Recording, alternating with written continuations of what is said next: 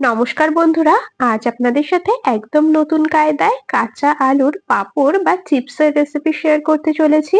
এই রকম ভাবে কাঁচা আলুর পাঁপড় বানালে খেতে হয় দারুণ টেস্টি, আর একবার এই পাঁপড় বানিয়ে 1 বছর পর্যন্ত সংরক্ষণ করতে পারবেন।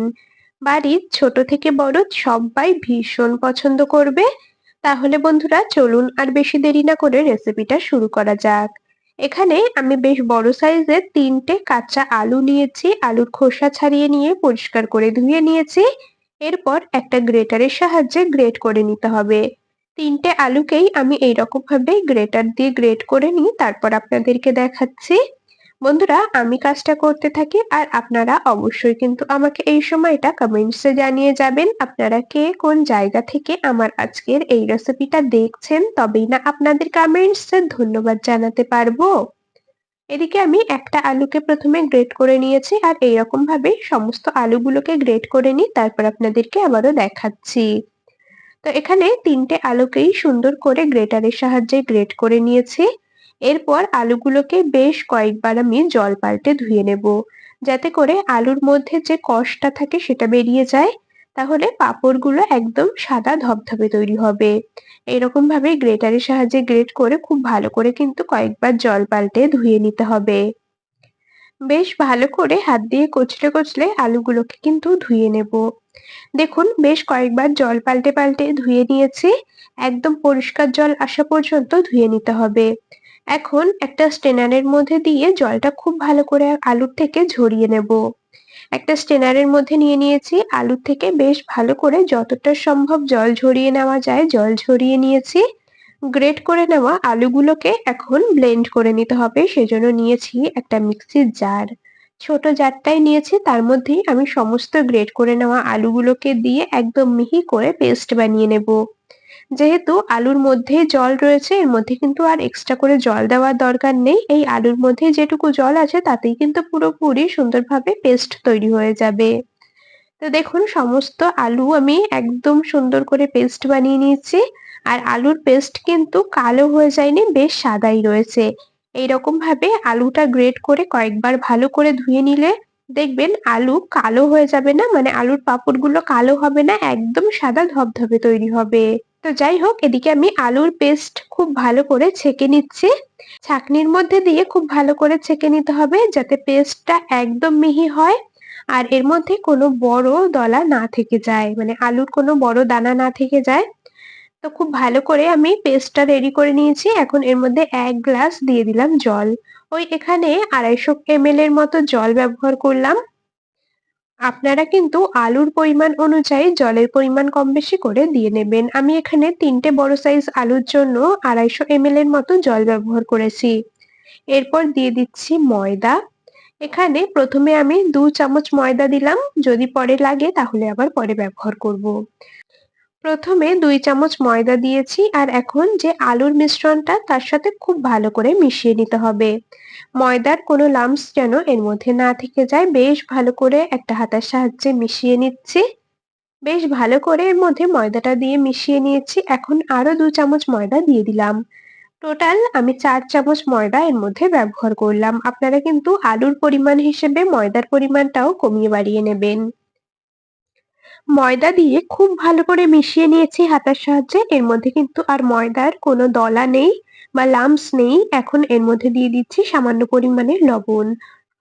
চা চামচ মেপে 4 ভাগের 1 ভাগ এর মধ্যে আমি লবণ ব্যবহার করলাম।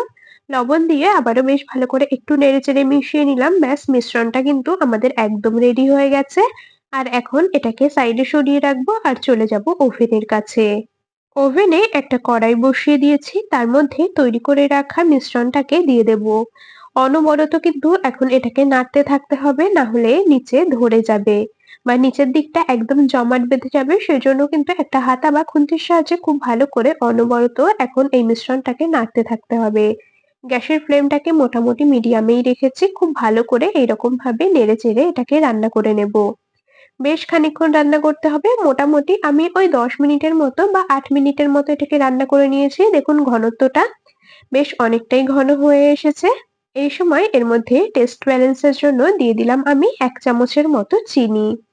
আপনারা যদি পাঁপড়টা একটু মশলাদার করতে চান তাহলে এর মধ্যে কালো জিরে, তারপর জিরের গুঁড়ো, শুকনো লঙ্কার গুঁড়ো ব্যবহার করতে পারেন। তবে আজকে আমি এই পাঁপড় একদম সিম্পল ভাবে তৈরি করছি, সেজন্য আমি কোনো মশলা এর মধ্যে ব্যবহার করছি না। বেশ ভালো করে এইভাবে নেড়েচেড়ে কিছুক্ষণ রান্না করে নিয়েছি। মিশ্রণটা কিন্তু বেশ ঘন হয়ে এসেছে। এখন এটাকে একটু চেক করে নেব যে পাঁপড় বানানোর জন্য একদম পারফেক্ট মিশ্রণ তৈরি হয়েছে কিনা। সেজন্য একটা থালার পেছন দিকটাতে আমি কিছুটা সাদা তেল মাখিয়ে নিয়েছি খুব ভালো করে। এরপর তৈরি করে নেওয়া মিশ্রণ থেকে অল্প কিছুটা নিয়ে দেখুন থালার মাঝখানে এইরকম ভাবে দিয়ে দিলাম। হাতার পেছন দিকটা দিয়ে হালকা করে একটু ঘুরিয়ে নিচ্ছি। দেখুন মিশ্রণটা কিন্তু খুব বেশি ঘন হবে না, আবার একেবারে পাতলাও তৈরি হবে না, ঠিক এইরকম ঘনত্বেই কিন্তু এটাকে তৈরি করে নিতে হবে। পাঁপড় বানানোর জন্য এই তৈরি করে নেওয়া মিশ্রণটা আমাদের একদম রেডি হয়ে গেছে। এর থেকে আর বেশি ঘন করব না, এখনই গ্যাস অফ করে দেব আর এটাকে নামিয়ে নেব। আপনারা চাইলে থালার মধ্যে করেও কিন্তু পাঁপড়গুলো শুকাতে দিতে পারেন, আবার চাইলে প্লাস্টিকেও শুকাতে দিতে পারেন।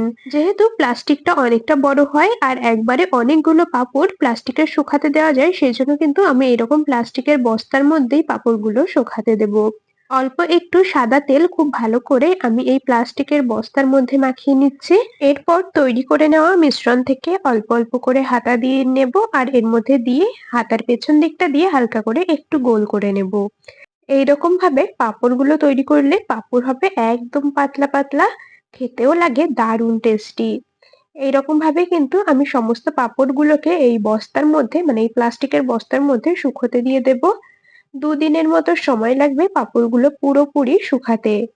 তো এইরকম ভাবে আমি পাঁপড়গুলোকে রোদ্রে দিয়ে ২ দিন পর আপনাদেরকে দেখাবো যে পাঁপড়গুলো কতটা পারফেক্ট শুকিয়েছে আর কতটা পাতলা পাতলা তৈরি হয়েছে। আপনারা চাইলে কিন্তু স্টিলের থালার মধ্যেও দিতে পারেন, আবার এইরকম হাঁড়ির ঢাকনা আছে, মানে অ্যালুমিনিয়ামের যে হাঁড়ির ঢাকনাগুলো হয় তার মধ্যেও কিন্তু শুকাতে দিতে পারেন। তবে যাতেই পাঁপড় শুকাতে দেবেন না কেন তাতে কিন্তু অবশ্যই করে তেল মাখিয়ে নেবেন। সাদা তেল খুব ভালো করে মাখিয়ে নিয়ে তারপরে কিন্তু পাঁপড়গুলো তৈরি করতে দেবেন। তো পাঁপড়গুলো টানা রোদে আমি ২ দিন শুকিয়ে নিই, তারপর আপনাদেরকে দেখাচ্ছি। দেখুন ২ দিন পর চলে এলাম। একদম পাঁপড়গুলো কিন্তু সুন্দরভাবে শুকিয়ে গেছে আর কতটা পাতলা পাতলা হয়েছে আশা করছি আপনারা দেখেই বুঝতে পারছেন। আর এই পাতলা পাতলা পাঁপড় খেতেও কিন্তু লাগে দারুণ টেস্টি। বন্ধুরা, আপনারা কারা কারা কাঁচা আলুর পাঁপড় এইরকম ভাবে বাড়িতে বানিয়ে খেয়েছেন অবশ্যই কিন্তু আমাকে কমেন্টস করে জানিয়ে যাবেন। আর যারা আগে কখনো এইরকম ভাবে পাঁপড় বানিয়ে খাননি একবার বানিয়ে দেখবেন, আশা করছি আপনাদেরও ভীষণ ভালো লাগবে। আর একবার এই পাঁপড় বানিয়ে নিয়ে ১ বছর পর্যন্ত যেকোনো এয়ারটাইট কন্টেনারে ভরে স্টোর করে রাখতে পারবেন। যখন খেতে ইচ্ছা করবে তখনই গরম তেলে দিয়ে ভেজে খেয়ে নেবেন। তো যাই হোক, চলুন এখন আপনাদেরকে কয়েকটা পাঁপড় একটু ভেজে দেখিয়ে দিচ্ছি। তো এদিকে ওভেনে কড়াই বসিয়ে দিয়েছি। কড়াইটা গরম করে নিয়ে বেশ খানিকটা পরিমাণে দিয়ে দিচ্ছি সাদা তেল। তেলটাও খুব ভালো করে কিন্তু গরম করে নিতে হবে। তেল বেশ ভালো করে ধোয়া ওঠা গরম করে নিয়ে গ্যাসের ফ্লেমটাকে মিডিয়াম টু লোতে রেখেছি। আর এক এক করে এখন পাঁপড়গুলোকে দিয়ে দিচ্ছি। দেখুন কতটা সুন্দরভাবে পাঁপড়গুলো ফুলে উঠেছে। আর খেতে এত সুন্দর মুচমুচে হয় আপনাদেরকে বলে বোঝাতে পারবো না। তো এইরকম ভাবে বেশ কয়েকটা পাঁপড় আপনাদেরকে আমি একটু ভেজে দেখিয়ে দিচ্ছি। বন্ধুরা, এই কাঁচা আলুর পাঁপড়ের রেসিপি আপনাদের কেমন লাগলো কমেন্টসে অবশ্যই জানিয়ে যাবেন। যদি ভালো লেগে থাকে তবে ভিডিওটিতে একটি লাইক আর বন্ধুদের মধ্যে অনেক অনেক শেয়ার করে দেওয়ার অনুরোধ রইল। আর বাড়িতে অবশ্যই একবার এইরকম ভাবে কাঁচা আলুর পাঁপড় বা চিপস বানিয়ে খেয়ে দেখবেন আর খেতে কেমন হয়েছে অবশ্যই আমাকে কমেন্টসে জানিয়ে যাবেন। বেশ অনেকগুলো পাঁপড়ই আমি ভেজে তুলে নিয়েছি। তো চলুন আপনাদেরকে একটা পাঁপড় একটু ভেঙে দেখিয়ে দিচ্ছি, আপনারাই দেখে নিন পাঁপড়গুলো ঠিক কতটা মুচমুচে হয়েছে। তাহলে বন্ধুরা, আজ এখানেই শেষ করছি। আবার দেখা হবে পরবর্তী কোনো রেসিপির সাথে। ততক্ষণ সকলে ভালো থাকবেন, সুস্থ থাকবেন।